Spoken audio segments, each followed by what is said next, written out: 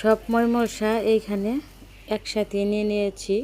আদা বাটা, পেঁয়াজ বাটা, রসুন বাটা, মানে গোস্তের মধ্যে যা মশলা লাগে সব মশলা নিয়ে নিয়েছি। ও সরি, আমি তো গোস্ত রান্না করব না, আমি তো রান্না করব গরুর বুড়ি। এই গরুর বুড়িটা মানে খুবই পছন্দ, আমরা মা ছেলে খুব পছন্দ করি। আর শুক্রবার আসলে তো আমার ছেলেকে ভালো কিছু তৈরি করে দিতেই হবে, কারণ একটু ভালো মন্দ হলে ভাত খাবে দুপুরে, নইলে খাবে না। তো প্রথমে আমি এই পোলা রান্না আমার সাথে সারাদিন প্যাক প্যাক প্যাক প্যাক করে, কি আর বলবো, দুঃখের কথা বলার কোনো জায়গা নাই।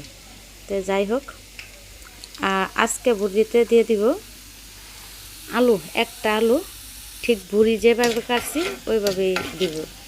আর রান্না করতে আছি, আর ওই জ্বালানা দিয়ে তাকায় আছি ওই বিয়ের বাড়ির যে কী ওইগুলো সাজানো গোজানো ছিল, ওগুলা সব একটা বন্ধ হয়ে গেছে।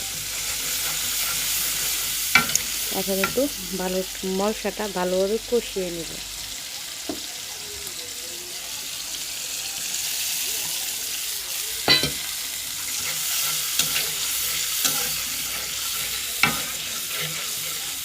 এখন রান্না কম বেশি সবাই জানে,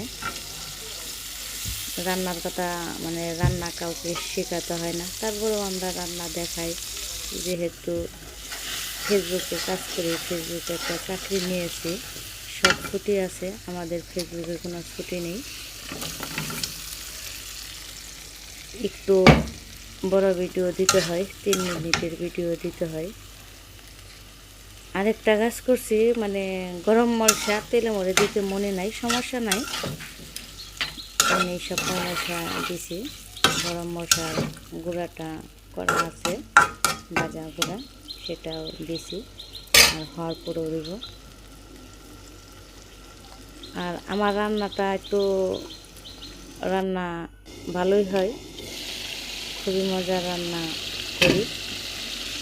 আমার আত্মীয় স্বজনেরা বলে, আমার মা, বাবা, বোন, তারা বলে আমার রান্নাগুলো খুব মজা হয়। আবার বললেন না যে না খাইলে বুঝবো কেমনি, কারণ যারা খাইছে তারাই বলে যে অনেক মজা। আর আরেকটা জিনিস কি, নিজের কাছে মজা না লাগলে কারো কাছে মজা লাগবে না। যেহেতু আমার কাছে যেটা মজা লাগে সেটা সবার কাছে মজা লাগে।